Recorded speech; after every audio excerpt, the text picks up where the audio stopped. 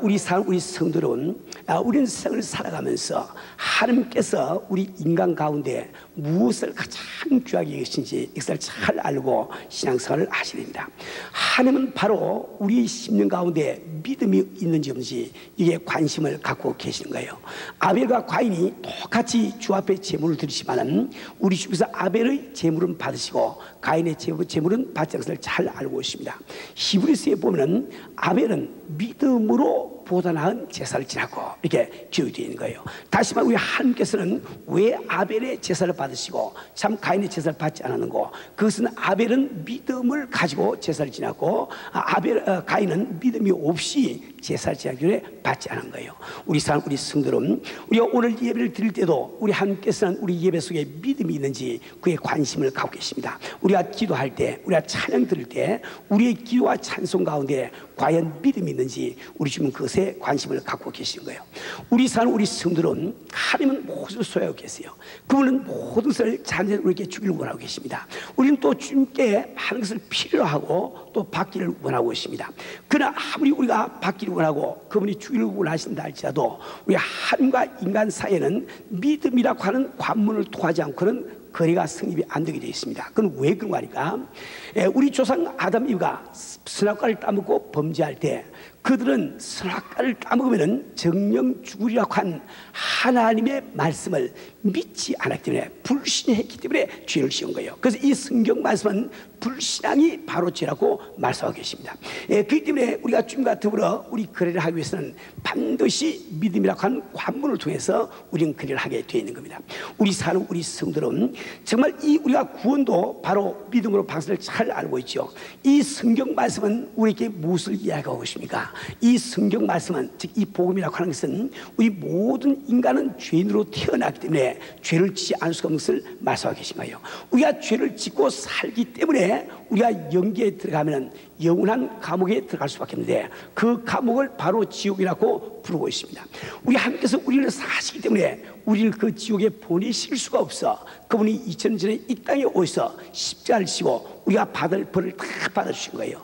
이 성경이 말하고 있는 것, 복음이 말하고 있는 것은 다른 것이 아닙니다. 바로 2000년 전에 하나님께서 친히 육신을 입으시고 이 땅까지 오셔서 우리의 모든 죄로 말미암아 받아야 될 벌을 대신 받아주셨으니 너희들은 그 벌을 받지 말고 이 사실을 믿고 천국에서 영원한 시간을 보내라. 이것이 바로 성경 전체가 이야기하는 거예요. 우리 예수께서 2000년 전에 바로 이 땅까지 오셔서 그 험한 십자가를 지고 살을 찢고 피를 흘리시지만은 그러나 우리가 믿지 아니하면 그래서 우리에게 아무런 소용없는 것을 잘 알고 있습니다. 오직 이 구원은 믿음으로만 이루어진 것을 잘 알고 있어요. 우리 성도는 우리는 정말 죄의 자녀로 살다가 하루아침에 우리의 팔자가 변해서 하나님의 자녀가 되어버리고 말았습니다. 즉 하늘나라 천국의 왕자요 공주가 된다는 엄청난 신분의 변화를 가져왔단 말이에요. 어찌 죄에 참지 않은 우리들이 하나님의 자녀가 되는 이 놀라운 은혜를 받았습니까? 오직 믿음으로만 가능했단 말이에요. 우리 성도는 정말 우리가 참 생활을 살아가면서 우리는 암흑과 좌절 가운데서 기쁨을 알지 못하고 살아왔습니다. 그러나 우리가 참 예수 믿고 그 마음속에 생수의 강이 넘치는 이 참 경험을 한 것도 오직 믿음으로 한 것을 우리는 잘 알고 있단 말이에요. 이제 우리가 부른간 참 주의 나라 가면은 아버지의 집에서 영원히 살 것을 우리가 알고 있는데 그 귀하신 아버지의 집에 들어가서 살 수 있는 것도 오직 믿음으로 가능한 것을 우리는 잘 알고 있습니다. 뿐만 아니라 이 성경 말씀은 우리가 믿을 때 모든것이 가능한 것을 우리에게 말씀해 주고 있습니다. 이분이 잘 아는 마가복음 9장 23절에서 우리 예수님께서는 할 수 있거든이 무슨 말이냐, 믿는 자들에게는 능치 못한 일이 없느니라. 우리가 믿으면 모든것이 가능하다고 이야기하고 있습니다. 여러분 절대로 내가 지금 자금이 부족하기 때문에 사업을 못하고 생각하지 마세요. 나는 지금 사업 경험이 없기 때문에 사업을 못하고 생각하지 마세요. 당신에게 없는 것은 믿음이 없는 것을 기억을 하길 바랍니다. 우리가 믿음이 없기 때문에 하지 못하는 것이 믿음만 있으면 무엇이 가능하다고 이 성경 분명히 말씀해 주고 있단 말이에요. 요한복음 11장 40절 말씀 보면 우리 예수의 친히 말씀하시되 내가 너희에게 이런 바와 같이 너희가 믿으면 하나님의 영광을 보러 가지 않느냐, 믿으면 하나님의 영광을 보지 않느냐. 그들이 참 우리 주님께서 그 말씀하시고 하신 일이 뭡니까? 죽은 지 나흘 되는 나사로를 무덤에서 살려내시는 그 일을 하지 않았습니까? 우리가 믿을 때 바로 능치 못한 일이 있는 것을 이 성경 말씀을 하고 있는 거예요. 요한복음 14장 12절 말씀 보니까 내가 진실로 진실로 너에게 이르노니 나를 믿는 자는 내가 한 일도 하고 그보다 더 큰 일도 하겠다고 말씀하고 계신 거예요. 이처럼 믿음이라고 하는 것은 우리 성도의 삶에, 인간의 삶에 대단히 중요한 거예요. 그뿐만 아닙니다. 이 원래 믿음이라고 하는 데는 두 가지 믿음이 있어요. 기적을 따르게 하는 믿음이 있고 초월하는 믿음이 있습니다. 예, 기적을 따르는 믿음이라고 하는 것은 우리의 믿음으로 병자도 낫게 하고 산을 움직이는 것을 이야기합니다. 그러나 이 믿음 가운데는 초월하는 믿음이 있어 어떤 역경, 어떤 어려움이 닥쳐와도 참 이 초월한 믿음을 가진 자는 참 굳건히 자기 마음속의 평정과 참 이 평안을 유지하면서 계속 그 믿음을 지켜나갈 수가 있다 말이에요. 참 뿐만 아니라 참 이게 기꺼운 마음으로 순교까지도 할 수 있는 우리는 잘 알고 있습니다. 여러분 믿음의 장이라고 하는 히브리서 11장 33절부터 38절까지 말씀을 보면 이렇게 기록이 되어 있습니다. 저희가 믿음으로 나라들을 이기기도 하며 의를 행하기도 하며 약속을 받기도 하며 사자들의 입을 막기도 하며 불의 세력을 멸하기도 하며 칼날을 피하기도 하고 연약한 가운데서 강하게 되기도 하며 전쟁에 용맹되어 이방 사람들의 진을 물리치기도 하며 여자들은 자기의 죽은 자를 부활로 받기도 하며 또 어떤 이들은 더 좋은 부활을 얻고자 하여 악형을 받되 구차히 면하지 아니하였으며 결박과 옥에 갇히는 시험도 받았으며 돌로 치는 것과 톱으로 켜는 것과 시험과 칼에 죽는 것을 당하고 양과 염소의 가죽을 입고 유리하여 궁핍과 환난과 학대를 받았으니 이런 사람은 세상이 감당치 못하다. 저희가 광야와 산중과 아밀과 토굴에 유리하였느냐. 우리 성도들은 이 베드로전서 1장 7절에서는 참 올바른 믿음을 금보다 더 중하다고 말씀을 하고 계시는 거예요. 우리 성도들은 우리는 믿음이 없이는 이 세상을 이길 사람이 아무도 없는 것을 잘 알고 있습니다. 그러나 안타까운 한 가지 사실은 이 세상을 살아가면서 끝까지 자기 힘으로 믿음을 지킬 사람이 한 사람도 없는 거예요. 그래서 우리 주님께서는 우리의 믿음을 도우시기 위해서 믿음의 지렛대를 이 성경을 통해서 서시는 것을 우리가 알 수가 있습니다. 지렛대란 무엇입니까? 그것은 내 힘으로 움직일 수 없는 무거운 것을 참 이 쇠막대기를 가지고 움직일 수 있는 것, 그것을 바로 지혜라고 부르죠. 다시 말해 나 혼자서 믿음을 갖지 못할 때 그 믿음을 가질 수 있도록 우리 주님이 쓰신 이 수단을 제가 오늘 믿음의 지혜라고 부르고 있는 겁니다. 우리 성도는 오늘 잠시 본문 말씀을 설명을 해드리겠어요. 오늘 이 본문 말씀은 우리 예수님께서 부활하신 날부터 8일째 되는 날 일어난 사건에 대해서 기록을 하고 있습니다. 그 앞에 나와 있는 요한복음 20장 1절부터 23절 사이에는 우리 예수님께서 부활하신 날 일어난 두 가지 사건이 기록이 되어 있는데 첫 번째 사건은 바로 부활하신 그날 아침 부활하신 우리 예수님께서 막달라 마리아에게 나타나신 사건이 기록이 되어 있습니다. 그다음에 또 한 가지 사건은 이제 저녁에 이 도마를 제외한 10 제자들이 한 집에 모였을 때 우리 주님께서 그들에게 모습을 보인 이런 장면이 기록이 되어 있습니다. 우리 성도들은 예수님이 잡히신 그날 밤에 뿔뿔이 헤어졌던 제자들이 한 곳에 모였습니다. 아마도 그들은 참 막달라 마리아를 통해서 부활하신 예수님을 만났다는 그 소식을 들을 때 이 일이 어떻게 된 일인지 그들은 궁금해서 함께 모인 것 같습니다. 그러나 아직도 그들은 이 막달라 마리아의 그 말을 믿지를 못했어요. 왜 그가 자연인으로서 죽은 자가 부활한다는 것이 도무지 이해가 되질 않는단 말이에요. 그래서 그들은 주님이 부활했다는 그 말을 믿지 않았습니다. 참 여전히 참 유태인들의 위협은 참 이렇게 자기들을 참 이 위협을 하고 있고 언제 잡혀서 죽을지 알지 못하는 참 이 위험 가운데 살고 있는 그들이 우리 예수님 부활하시다는 그 소식을 들을 때 참 불안한 마음을 품고 그들은 한 집에 모인 것 같습니다. 그들은 언제 유태인들이 자기를 잡으러 올지 알지 못하기 때문에 그 다락방에 문을 잠겨놓고 그 안에 있은 것 같아요. 그런데 우리 부활하신 예수님께서는 참 문을 열지 아니하시고 그대로 그들 가운데서 임재를 보이신 겁니다. 그 보이신 다음에 그 제자들은 이 나타나신 그분이 혹시 영이 아닌가, 즉 유령이 아닌가 그분에 오실 때, 그때 예수님께서는 말씀하시기를 참 그 손의 못장을 보여주시면서 내 이 손바닥을 만져보아라, 옆구리의 이 창자국을 보여주시면서 참 이 영은 살과 뼈가 없지만은 내가 살과 뼈가 있다고 우리 지금 말씀하시고, 그들 앞에서 음식을 잡수시면서 부활하신 자기 자신을 증거하시는 것을 우리 잘 알고 있단 말이에요.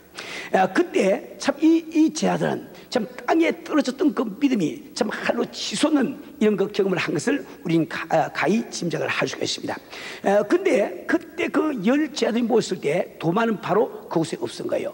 이 도마가 항상 의심하는 이유는, 이런 성경을 보시면은 도마는 이따금 열 다른 제자들이 모였을 때 자기 혼자만 그 자리에 없습니다. 이 교회 신앙생활을 하면서도 엉뚱한 이야기 하신 분들 보면은 그분들은 되게 교인들이 모일 때 잘 빠지는 분들이에요. 수요 기도를 보이는데 안 나오시고, 금요철 기도하는데 안 나오시고, 새벽 기도하는데 한 번도 안 나오시고, 그렇게 잘 모이지 아니하니까 자꾸 엉뚱한 소리 하게 된다 말이에요. 이 도마는 바로 모임에 자꾸 빠지기 때문에 의심하는 도마라고 하는 이런 불명예스러운 명칭을 듣게 된 겁니다. 이 도마는 참 자기들의 열 동료로부터 우리는 부활하신 주를 만났고 그분의 참 못자고난 손을 우리가 만져봤고 옆구리에 우리가 손을 넣어봤다, 이게 이야기를 들어서 그 도마는 이야기하기를 나는 도무지 믿을 수가 없어, 나는 절대로 믿을 수 없어, 나는 직접 내 손으로 우리 주님의 참 못자고 난 그 손바닥을 만져보고 우리 주님의 옆구리란 창자국에 내 손가락을 넣어보기 전까지는 도무지 나는 그것을 믿을 수 없다고 그는 이야기했습니다. 그런데 참 그때부터 8일이 지난 다음에 다시 이 제자들은 이 도마를 위시해서 한 다락방에 모여 있습니다. 그때도 역시 그들은 참 불안에 떨면서 아마 문을 잠궈놓고 비밀이 모이고 있은 것 같습니다. 그때 역시 우리 예수님께서 문을 통하시 아니하시고 나타나서 도마에게 말씀하시기를 내가 내 손바닥을 만져보고 내 옆구리에 손가락을 넣어보고 나를 믿으라, 믿지 않은 자가 되지 말고 믿는 자가 되라고 말씀하십니다. 이 도마는 주님의 말씀을 따라서 그 손바닥에 난 그 참 이 못자국을 만져보고 옆구리에 난 그 창자국에 손가락을 찔러보았습니다. 그리고 그는 분명히 우리 주님께서 십자가 지실 때 참 그 상하시던 손바닥이 그대로 있고 창에 찔리신 옆구리에 그 구멍이 그대로 있는 것을 발견하고 그는 주 앞에 고백합니다. 나의 주님이시여 나의 하나님이시나이다. 그는 고백한단 말이에요. 다시 말하면 지금 내 앞에 나타난 그 형상이 바로 자기가 숨기던 예수님이시오, 바로 주님의 참 그 신분이 무엇인지 이것을 깨달은 것을 고백을 하고 있단 말이에요. 우리 사는 우리 성도는 우리 예수께서는 왜 제자들에게 참 이렇게 상한 손바닥을 보이시고 상한 옆구리를 보여주십니까? 왜 손바닥을 만지게 하시고 또 참 이렇게 옆구리에 손가락을 넣어보게 하셨습니까? 이 당시에 우리 참 이 제자들의 신앙은 어떤 상태에 있을까요? 그들의 신앙은 완전히 땅바닥에 떨어져 있습니다. 우리 예수께서는 누누이 그들에게 내가 죽고 난 다음에 사후에 부활하고 분명히 말씀하시지만 그들은 그 말을 믿지를 못한 거예요. 그들은 참 예수님의 가르침과는 반대로 우리 예수는 분명히 이스라엘을 회복하고 이 이스라엘의 독립을 회복하며 참 이게 영광 가운데 왕이 되라고 생각을 했습니다. 그래서 주님과 더불어 그들은 참 영광의 보좌에 앉기를 기대하고 있었는데 우리 예수께서 어찌구니 없이 십자가에서 힘없이 돌아가신 것을 볼 때, 또 자기들이 유태인들에 붙들려서 언제 잡혀줄지 알지 못한 것을 알 때 그들은 뿔뿔이 다 헤어져버리고 말 때문에, 다시 말해 그들의 참 신앙은 땅바닥에 떨어져 버리고 말한 거예요. 그 땅바닥에 떨어진 이 신앙을 일으켜 세우기 위해서 주님이 사용하신 지혜대가 무엇입니까? 그것이 바로 참 그의 상한 손바닥을 보이시고 상한 옆구리를 보는 것이다 말이에요. 우리 사는 우리 성도는 우리도 이 성경을 통해서 하나님께서 참 떨어진 믿음을 일으키기 위해서 어떤 지혜대를 쓰시는지 우리가 공부를 하고, 우리가 그 지혜대를 이용해서 떨어질 수밖에 없는 믿음을 우리는 다 이렇게 참 이렇게 제 수준에 이게 뭡니까 유지를 하지 않으면 안 됩니다. 우리 사는 우리 성도는 우리는 정말 참 주님 오시는 그날까지 우리는 우리의 믿음을 지키기를 원합니다. 우리는 주님 오시는 그날까지 참 죄를 이기기 위해서 우리 믿음이 필요한 거예요. 우리 주님 오시는 그날까지 이 생을 이기기 위해서 우리는 믿음이 필요한 겁니다. 우리가 주님 오시는 그날까지 우리 사명을 감당하기 위해서 우리 이 믿음이 필요한 겁니다.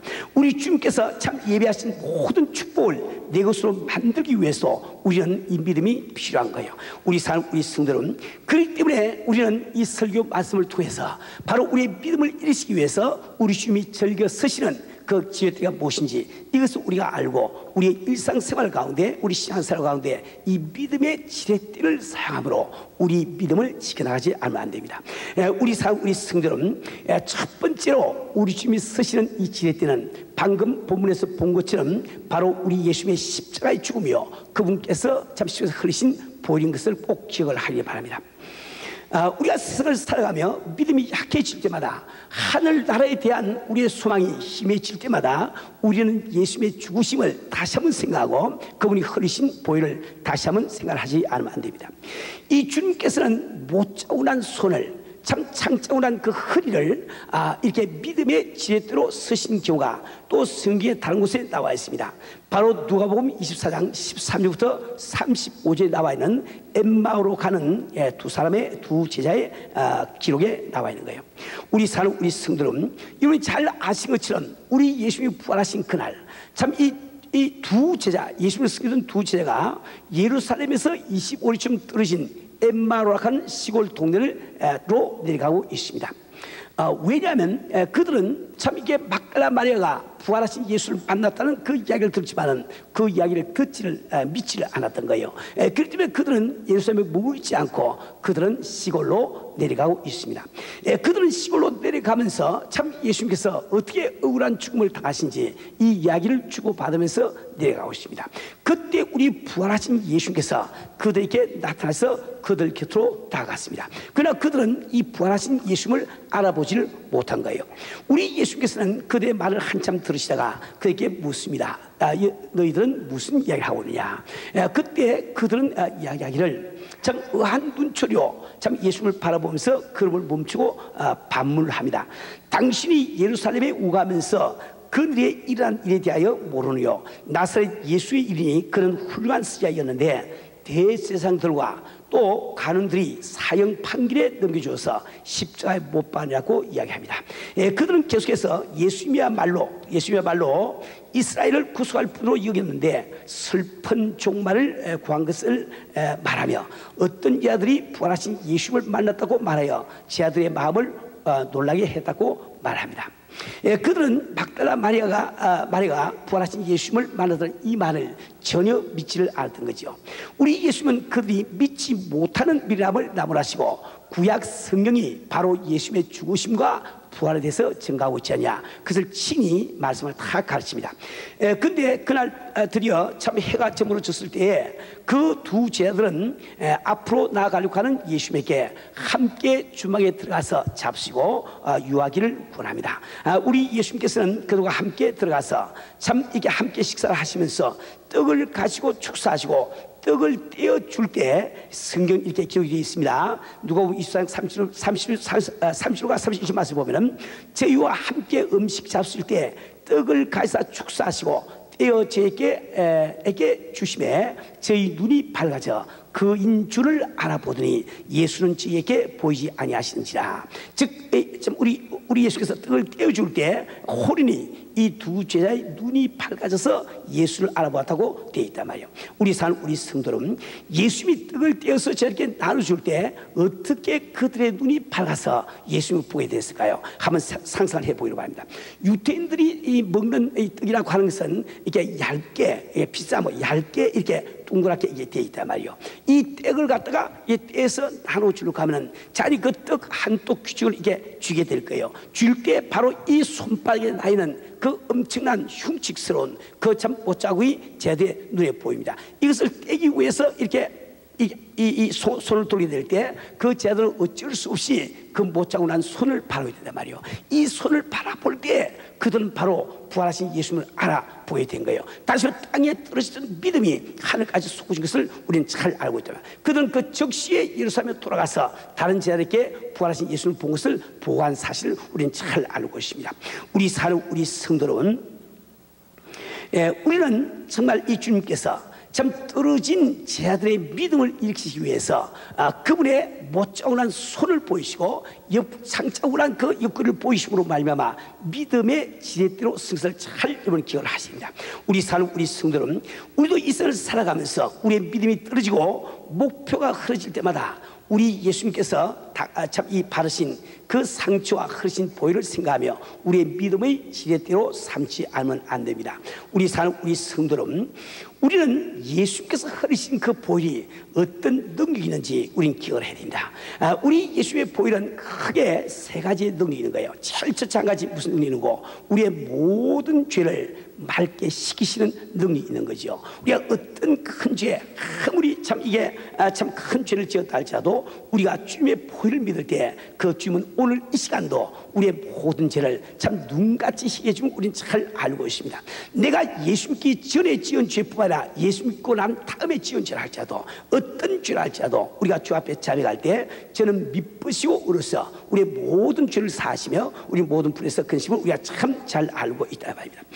우리 성도는 뿐만 아니라 우리 참 예수의 보혈은 우리를 성결케 합니다. 참 죄 없는 자만이, 성결한 자만이 아버지를 대할 수가 있는데 우리 참 죄 짓는 인간이 어떻게 아버지를 대할 수 있을까요? 우리는 우리의 행위로서는 성결할 수 없지만 오늘 이 시간도 우리가 참 주님의 보혈을 의지할 때 예수님의 보혈이 나의 이 지방과 참 인방의 문설주에 발릴 때 내 자신이 보혈로 말미암아 하나님은 흠없이 점없이 나를 도와주신다 말이요. 뿐만 아니라 이 주님의 보혈은 바로 우리가 죄를 지음으로 말미암아 이렇게 임한 모든 저주를 걷어가시는 이 능력이 있다 말이요.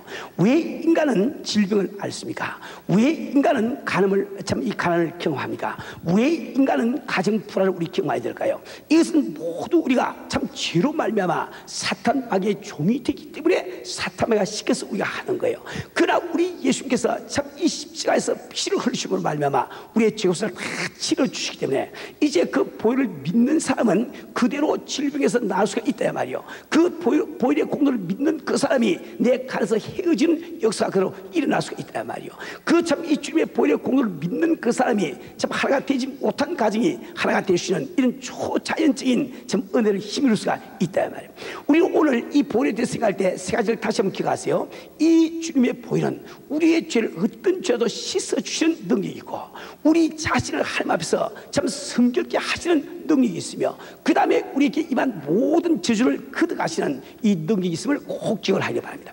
우리 성도는 여러분이 이 신앙생활을 하면서 언제 여러분의 믿음이 흔들립니까? 여러 가지 아마 경우가 있을 수 있을 거예요. 근데 그 가장 흔하고 대표적인 예는 우리가 바로 예수 믿고 참 죄를 짓기 때문에 우리 믿음이 흔들게 되고 만다고요. 우리 성도는 우리가 참 예수를 구주로 영접하고 참 성령 받는 그날 우리는 얼마나 담대했습니까? 왜 그렇습니까? 오늘까지 지은 모든 죄는 다 용서받았고 아직 죄 지을 시간이 없으니까 그렇게 우리가 담대할 수 있다고요. 그런데 우리가 하루 이틀 지나면서 아무리 성령 받고 예수 믿어도 죄를 안 지을 시간이 없어. 그래서 우리가 죄를 한 번, 두 번 짓다 보면 우리 마음속에 자격지심이 생기는 거예요.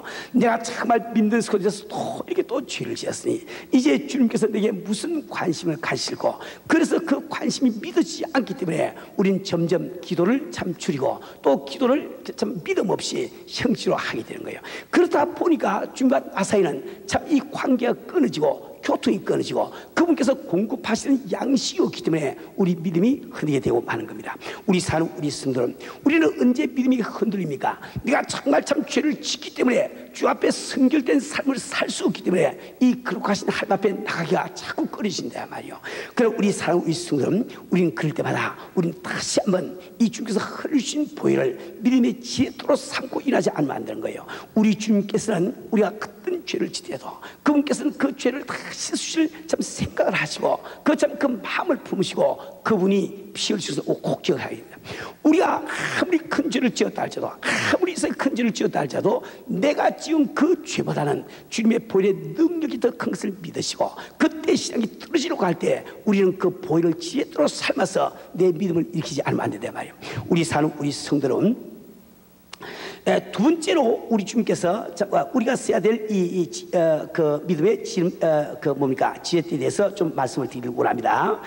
두 번째는 바로 우리의 삶 가운데 우리 과거 속에 우리 주님이 행하신 그 능력의 손길을 우리가 기억하면서 그 손길을 우리는 지혜대로 삼지 않는 이 성경 말씀에 보면은 하나님께서 행하신 그 일, 과거에 이미 행하신 그 일을 믿음의 지렛대로 삼아서 참 하나님의 큰 축복을 받은 사람의 이야기가 기록이 되어 있습니다. 여러분들이 열왕기하 4장 8절부터 37절 말씀에 보면은 수넴 여인의 이야기가 나와 있습니다. 이 수넴 여인의 이야기는 바로 선지자 엘리사 시대의 이야기인데, 그 당시에 이 엘리사가 수넴 지역에 갔을 때 그곳에 살고 있는 어떤 귀부인이 그 하나님의 사람, 하나님의 종인 엘리사를 대접하기 위해서 자기 집에 모셔서 참 좋은 음식을 대접합니다. 그 다음부터 이 엘리사가 수넴에 갈 때마다 이 참 여인이 자기 집에 모셔가지고 대접한단 말이에요. 참 이 엘리사는 즐겁게 그 집에 들어가서 음식 대접받습니다. 하루 이 여인이, 그 귀부인이 자기 남편에게 이야기하기를, 하나님의 종이 우리 집에 와서 매일 이렇게 먹고 마시니 우리 집에 그분의 방을 마련하고 그분의 침대를 마련해서 그분이 이곳에 오시면은 우리 집에서 편히 쉬게 합시다. 이렇게 해서 부부가 합의해서 방을 만든 거예요. 그래서 이 침대를 만들어서 엘리사로 거기서 자게 했단 말이에요. 그 엘리사는 그들의 정성스러운 이 참 대접을 받을 때 너무 마음이 감격해서 한 번은 그 여인을 부릅니다. 불러서 내가 이렇게 정성스럽게 나를 대접하니 내가 소원하는 것이 무엇이냐, 혹시 이스라엘 왕에게나 군대 장관에게 청탁할 일이 있으면 내가 대신 해주겠다 하고 이야기하고 그럽니다. 그때 수렘 여인이 저는 그런 것이 다 필요가 없습니다 하고 답변했어요. 이 엘리사는 자기의 하인인 게하시에게 묻습니다. 저 일에게 무엇을 내가 해주는 것이 참 좋을까. 그때 그 게하시가 이야기하기를, 저 사람들은 지금 아이가 없으니까 자식을 낳게 해주는 것이 참 좋겠습니다. 근데 이미 그들은 나이가 많은 사람들입니다. 근데 다시 엘리사는 수렘 여인을 불렀어요. 불러서 이제 내년 이맘때가 되면, 즉 돌이 되면은 아들을 낳으라고 이야기합니다. 그때 그 수렘 여인은 도무지 그 하나님의 삶의 말을 믿지 아니하고 어찌 그런 일이 일어날 수가 있겠습니까? 나를 속이지 마세요. 이렇게 이야기를 한다 말이요. 그러나 그 엘리사의 참 이 믿음에 서는 대로 그는 바로 잉태되어서 한 돌이 되었을 때 아주 옥동자를 낳았단 말이요. 그 아이는 잘 자랐습니다. 이제 아버지를 따라서 들에 나가서 일을 할 수 있을 정도까지 자랐단 말이요. 근데 어느 날 갑자기 아버지를 따라서 절에 나갔다가 참 머리가 아프다고 이야기하면서 집으로 데리고 왔더니 몇 시간 후에 어머니 품에 안겨서 그만 죽으려고 말한 거예요. 자, 죽었는데 이때 이 수넴 여인은 그 죽은 아들의 시체를 엘리사가 자는 침대에 갖다 눕혀놓고 그는 참 이 나귀의 안장을 참 얹어가지고 그 나귀를 타고 하나님의 사람 엘리사를 찾아서 간다 이 말이에요. 가서 뭡니까? 엘리사에게 자기 아들이 죽은 일을 넌지시 이야기하게 됩니다. 그때 이 엘리사는 자기 종 게하시에게 자기의 지팡이를 먼저 들고 가서 그 죽은 아이의 시체 위에 놓게 하고, 그 다음에 이 엘리사가 그 여인과 둘을 함께 가서 그 아이가 죽은 것을 보고 그 모든 사람을 다 물러나게 하고 그 아이 위에 엎드려서 입과 입을 맞대고 눈과 눈을 맞대고 손과 손을 맞대고 이렇게 누워서 기도할 때 그 아이가 몸이 참 온기가 돌기 시작합니다. 다시 그는 방을 한 바퀴 돌고 난 다음에 다시 또 그 엎드렸을 때 그 아이는 7번 재치기를 하고 다시 살아난 것을 우리는 성경을 통해서 잘 안다 말이요. 우리 성도는 왜 그때 그 여인은 자기 아이를 엘리사가 자던 침대 위에 눕혀놓고 갔을까요? 그것은 이 여인은 바로 죽은 내 아들을 살리기 위해서는 오직 믿음이 있어야 되는데 그 믿음을 지속하기가 너무 힘들다 말입니다. 죽은 아이를 바라보면서 어찌 내 아들이 살아나겠다고 믿을 수가 있겠냐 말이요. 그렇기 때문에 그는 이미 과거에 자식을 낳을 수 없는 자기 자신에게 자식을 낳게 하신 그 하나님의 일을 기억하면서 그 일을 행하신 참 엘리사가 잤던 그 침대에 자기 아들을 갖다 놓고 지금 가는 거예요. 그것을 통해서 자기의 믿음을 지속을 시키고 있단 말이에요. 무슨 말인지 알죠? 다시 말해 이 하나님께서 과거에 행하신 그 일을 자기의 믿음의 지혜대로 삼았단 말입니다. 엘리사도 마찬가지로 참 이 여인을 데리고 가려고 하니까 이 여인이 참 가면서 참 이 마음에 또 의심이 생기면은 기적을 일으키지 못하는 거예요. 그래서 그 여인에게 참 이 믿음을 갖게 하기 위해서 먼저 자기 지팡이를 가지고, 지팡이에 무슨 능력이 있겠습니까? 그 지팡이를 가지고 가서 아이 위에 이렇게 놓으라고 이야기를 한 거거든요. 그때 이 여인의 마음에는 참 주의 종의 지팡이가 우리 아들 위에 얹혀있으니 우리 참 주의 종이 강과 다름없겠다. 그 믿음을 지속시켜 나갈 수 있단 말이에요. 그렇죠? 우리 사는 우리 성도는 우리는 이게서 참 좋은 교훈, 우리가 교훈을 배워야 되는 겁니다. 우리는 정말 참 이 세상에서 참 환경이 어렵고 참 육신의 병이 들고 참 이게 사업이 잘 되지 않고 이런 어려운 역경에 참 처해서 내 믿음이 떨어지려고 할 때 우리는 과거의 내 삶 가운데 역사하신 하나님의 손길을 기억하시고 그 참 손길을 지혜로 삼아서 내 믿음을 일으키지 않으면 안 되는 거예요. 우리 사는 우리 성도는 오늘 이 교회 나와서 예배 드리고 있는 여러분 가운데는 대부분이 다 과거에 참 죄산 받은 경험을 갖고 있습니다. 당신은 과거에 성령 받은 경험을 갖고 있단 말이에요. 참 주님 주신 기쁨을 경험한 이 과거의 경험을 갖고 있단 말입니다. 여러분 가운데 대부분이 참 하나님께서 주시는 은사, 참 방언을 받은 경험을 갖고 있단 말이에요. 당신은 참 오늘 이 시간까지 지나올 때 참 한두 번이라 할지라도 내가 주 앞에 기도할 때 기도에 응답하신 주님의 손길을 경험한 적이 있는 성도라 말입니다.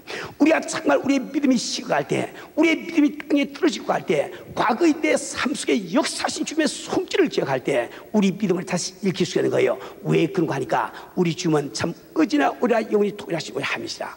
바로 나에게 은혜를 베푸실 때 그때 주님의 그 마음은 오늘도 나를 향해서 변하지 않으면 우리는 잘 알고 있단 말입니다.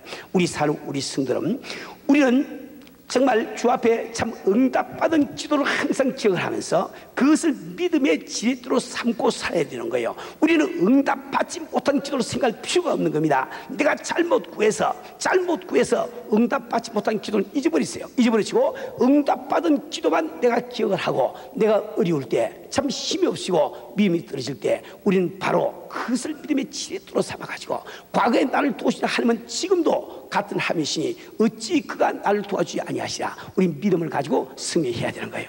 우리 사는 우리 성도는 우리는 정말 주를 위해서 참 이 사명 감당하기 위해서 참 4박 5일을 참 작정을 하고 주 앞에 기도해서 사업 허락받은 분들이 계실 거예요. 근데 그분들이 사업을 허락받은 다음에 쭉 나가다가 그 사업이 잘 안 되거나 어려움을 당할 때 그 믿음을 갖다가 떨어뜨리고 만다 말입니다. 우리 사는 우리 성도는 대단히 어리석은 일인 거예요. 왜 그 말이까?